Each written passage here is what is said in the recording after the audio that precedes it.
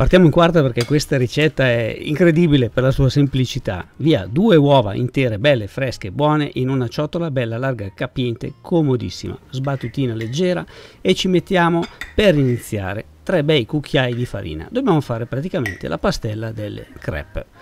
Dare un dosaggio è impossibile perché l'ho già detto tante volte, cambia le uova, cambia la farina, cambia la mano, cambia tutto. Quindi iniziamo con 3, poi dopo ne manca un pezzettino e lo aggiungiamo dopo, e deve raggiungere questa consistenza che vi faccio vedere adesso. Si deve un po' imballare la frusta, vedete, fa come dei veli intorno mentre si gira. Ecco, è pronta. Un goccino di latte all'inizio, poco, anche il latte non vi posso dire quanto ce ne va perché dipende da quanta pastella è venuta fuori, quindi prima poco perché sennò vi frega, vi fa i grumi. Poi dopo, appena assorbe il latte che abbiamo messo dentro, un altro cucchiaio o 2 di latte, e avanti così fino ad ottenere una densità giusta.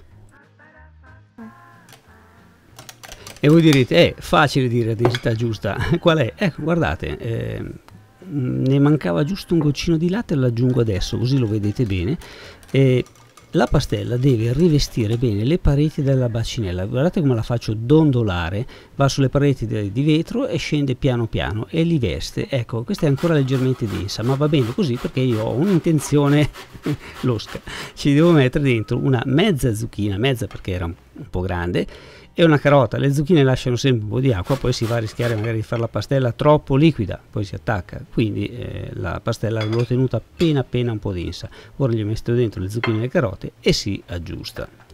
E comunque diluirla si fa sempre in tempo, basta aggiungere un goccio di latte e mettere la farina, che è un casino, quindi va bene così. Un po' di sale, un po' di pepe, mestolino, e gli diamo una mischiata. Ma noi per sicurezza facciamo una prova, adesso vi faccio vedere.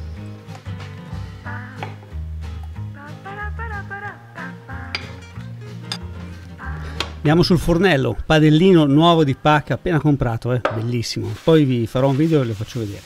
Un goccino di olio, appena, e lo tiriamo via, è solo per pulire un po' la padella, perché qui di olio non ne serve. Prendo una goccia, un cucchiaio della mia pastellina e lo metto nella padella, così vedo se si attacca, se non si attacca, se si brucia, se resta troppo alto, troppo basso, e ovviamente dopo lo assaggio. 30 secondi di qui, 30 secondi di là, e il mio esperimento è pronto. Adesso me lo mangio e lo provo. Se per caso, fatta la prova, vedete che si attacca, vuol dire che ci vuole un pochino di farina in più. Le verdure le ho grattugiate apposta per dare un po' di spessore a questa specie di crepe, così mi resta un pochino alta, perché se la facevo tritata più fine mi sarebbe venuta troppo bassa e dopo insomma resta inconsistente. Invece così mi resta un spessore bello giusto.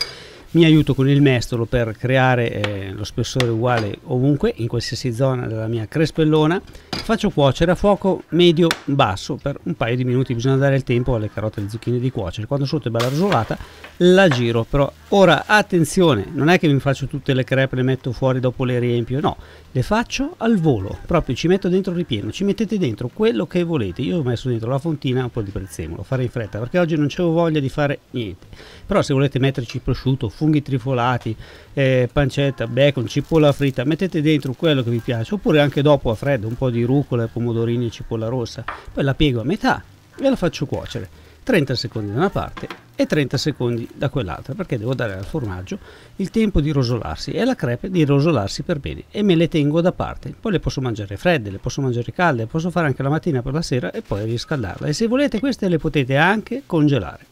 Vado avanti così e ne verranno fuori 4 belle crepe per 4 persone. Sono belle sostanziose, attenzione, non fatene troppe.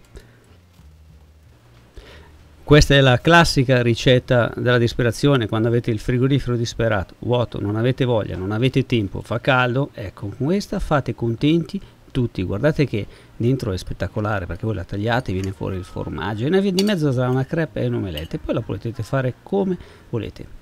Mi raccomando, vi aspetto qui sotto in descrizione, dove ci sono scritte tante cose belle, tutte per voi, e ci vediamo alla prossima ricetta. Un caro saluto da Gabriele.